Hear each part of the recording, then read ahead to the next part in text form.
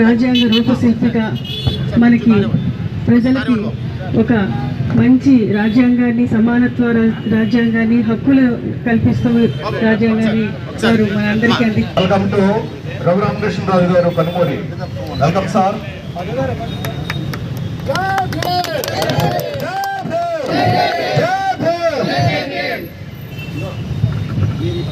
अमर रहे डॉक्टर अमर रहे डॉक्टर अंबेडकर।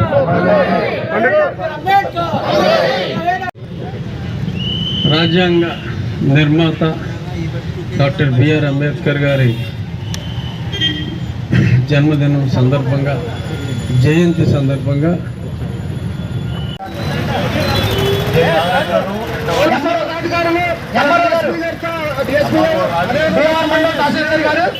నాగరాజు గారు, అదేవిధంగా చరణ్ గారు, గారు ఇచ్చేసారు. అదేవిధంగా మనకి కమిషనర్ గారు, అసిస్టెంట్ కమిషనర్ గారు వచ్చారు. అదేవిధంగా మన రాంబాబు గారు, తహసీల్దార్ గారు.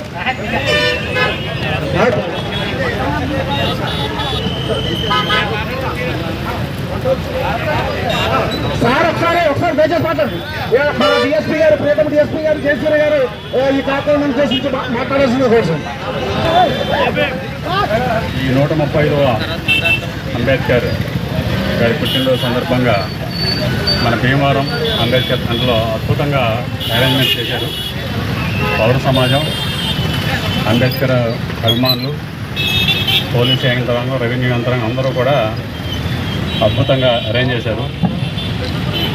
అంబేద్కర్ గారి కానీ ఈ మాటలు చెప్పింది మనమే కాదు, ఎన్నో విదేశీ పత్రికలు, ఎన్నో విదేశీ సంస్థలు ఆయన్ని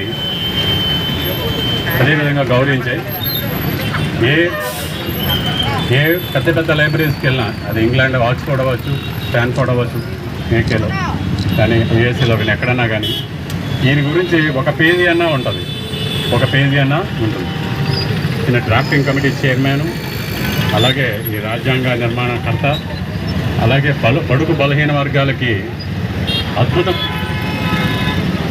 సేవలు అందించిన దానిలో అంబేద్కర్ మొట్టమొదటి వారు. అది అందరికీ తెలిసిన విషయమే. దాని మూలంగా ఈ బడుగు బలహీన వర్గాలు ఇప్పటికీ కూడా చట్ట ప్రకారం రాజ్యాంగంలో పొందుపరిచిన ఏపీఎస్సీ చైర్మన్ గారు కూడా స్వాగతం రాంబాబు గారికి.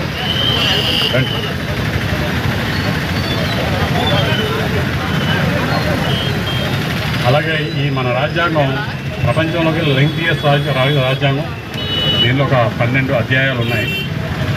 అలాగే ఇది socialist, secular and sovereign republic అనే ఒక 4 పదాలు, అద్భుతమైన పదాలు ఇవి 4 కూడా.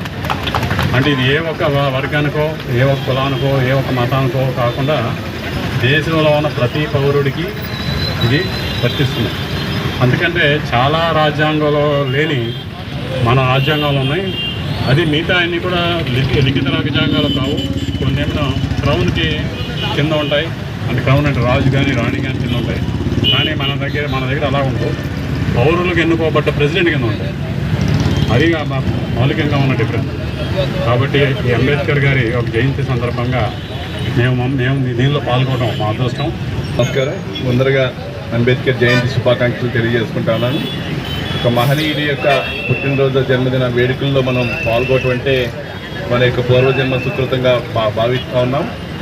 ఆ రోజు అంబేద్కర్ గారు రాజ్యాంగాన్ని రచించే ముందర ఆయన 1891లో జన్మించి ఆయన బిఏలో ఎకనామిక్స్ కానీ, అదేవిధంగా పొలిటికల్ సైన్స్ కానీ, అదేవిధంగా లా కానీ ఎన్నో పట్టాలు సాధించి ఆ రోజుల్లోనే ఇతర దేశాలు వెళ్ళి చదువుకునేటువంటి అవకాశాలు లేని రోజుల్లోనే ఆయన ఇతర దేశాలు వెళ్ళి చదువుకుని ఒక ఉన్నతమైన స్థాయికి వచ్చి, అదేవిధంగా మన పార్లమెంట్లో లా మినిస్టర్గా పనిచేయడం కానీ, అందుకన్నా ముందరగా రాజ్యాంగాన్ని నిర్మించడానికి, మన భారత రాజ్యాంగానికి మన ప్రజలందరూ కూడా ఒక మేధావి ఒక వ్యక్తి కావాలి, ఆ వ్యక్తి ఎవరైతే బాగుంటారని చెప్పి ఆ రోజు ఉన్నటువంటి పాలకులు కానీ, పెద్దలు కానీ మన స్వతంత్రం వచ్చిన తర్వాత దీనికి అప్పగించడం జరిగింది.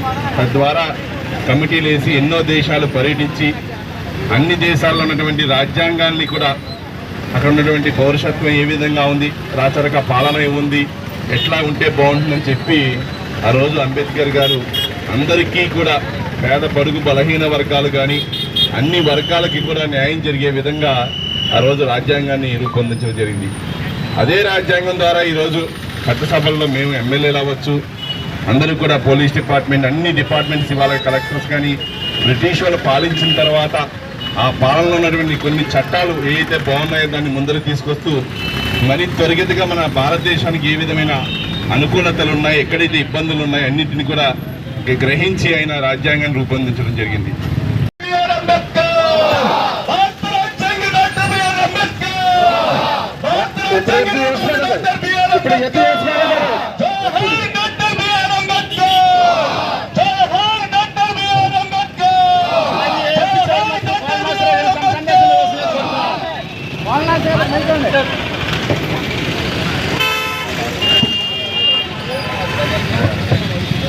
ఈరోజు పట్న తెలుగుదేశం పార్టీ ఆధ్వర్యంలో డాక్టర్ బిఆర్ అంబేద్కర్ గారి 134 జయంతి ఓటులు ఉన్న దేశంలో మరి అందరికీ ఆమోదమైనటువంటి రాజ్యాంగాన్ని చక్కటి రాజ్యాంగాన్ని రాసినటువంటి అంబేద్కర్ గారు అదేవిధంగా అన్ని వర్గాలు అన్ని జాతులు విభిన్నమైన దేశంలో అందరినీ సమిష్టిగా ఒకే తాటి మీద నడుస్తున్నాయంటే ఈరోజు భారత రాజ్యాంగం గొప్పతనం అని చెప్పేసి ఈ సందర్భంగా తెలియజేసుకుంటూ ఈ కార్యక్రమాన్ని ఉద్దేశించి మాట్లాడాల్సిందిగా కోల నాగేశ్వర కోరుతాను.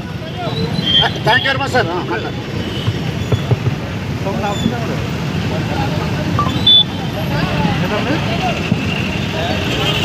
జరిగింది.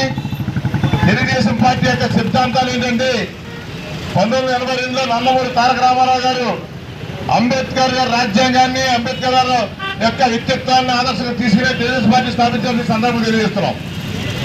ఆయన ఆ రోజు చూపించిన మరి స్వరమే ఈరోజు ప్రపంచంలో ఎక్కడ విధంగా భారత రాజ్యాంగంలో మన పార్లమెంటు ఏమి రాజ్యాంగం నడుపుతుందంటే అది బాబాసాహెబ్ అంబేద్కర్ గారి యొక్క చలవ ఆయన రాజ్యాంగ స్ఫూర్తి చెప్పి సందర్భం తెలియజేస్తున్నాం.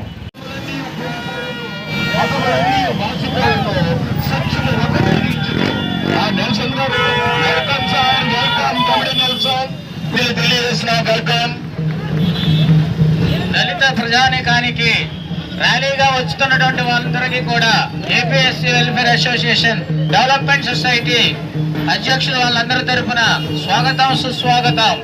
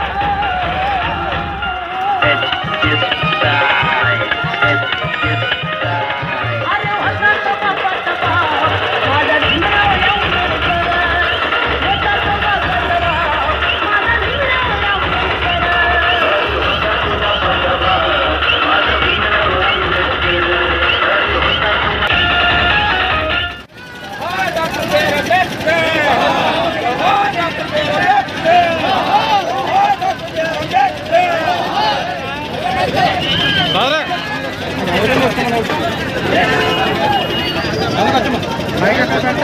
కష్టపడాలి అంబేద్కర్ గారు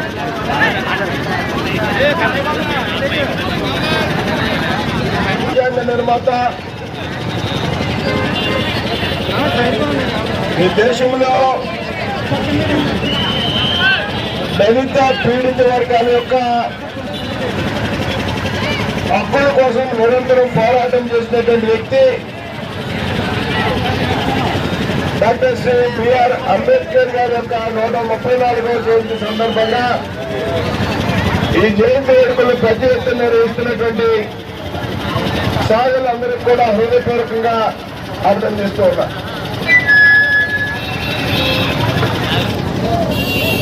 డాక్టర్ బిఆర్ అంబేద్కర్ యావత్ భారత ప్రజల యొక్క, ఈ దేశం యొక్క ముద్దు బిడ్డ అనడంలో ఏమాత్రం కూడా సందేహం లేదు.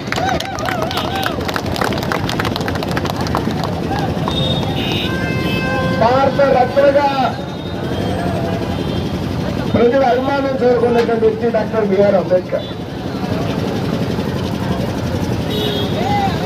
బిఆర్ అంబేద్కర్ రాజ్యాంగ నిర్మాతగానే కాకుండా ఒక ఆర్థికవేత్తగా, ఒక సామాజికవేత్తగా, ఒక రాజకీయవేత్తగా, ఒక సంఘ సంస్కర్తగా ఆయనలో అనేక కోణాలు ఉన్నాయనేటువంటి విషయాన్ని మనంతా కూడా దయచేసి గమనించాలి. రాజ్యాంగం రచించినటువంటి సందర్భంలో చిన్నప్పుడే ఏదైతే అంతరాని ధనానికి వ్యతిరేకంగా ఉద్యమం చేసినటువంటి, అంతరాని ధనం కారణంగా అనేక అవమానాలు ఎదుర్కొన్నటువంటి వ్యక్తి. కాబట్టి ఈ దేశంలో దళితులకు భవిష్యత్తులో ఇటువంటి పరిస్థితి రాకూడదు అనేటువంటి ఒక ఆలోచనతో దళితుల అభ్యున్నతి కోసం కృషి చేసినటువంటి వ్యక్తి డాక్టర్ బిఆర్ అంబేద్కర్. దళితుల అభ్యున్నతి కోసమే కాదు, బిఆర్ అంబేద్కర్ ఈ దేశంలో మహిళల హక్కుల కోసం, అదేవిధంగా కార్మికుల హక్కుల కోసం కూడా పోరాడినటువంటి వ్యక్తి బిఆర్ అంబేద్కర్ అనేటువంటి విషయాన్ని ఈ సందర్భంగా మనం అంతా కూడా గుర్తు తెచ్చుకోవాలి.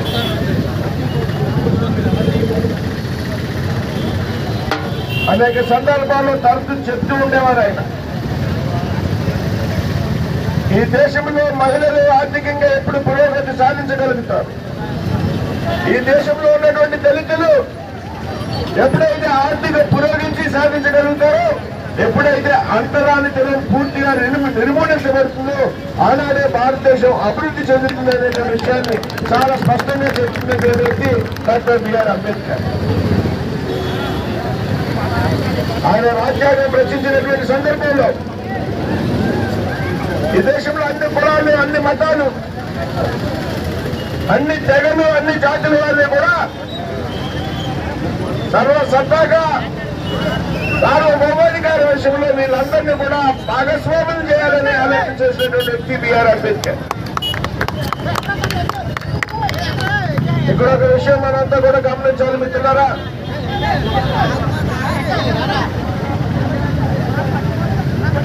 Doctor BR Ambedkar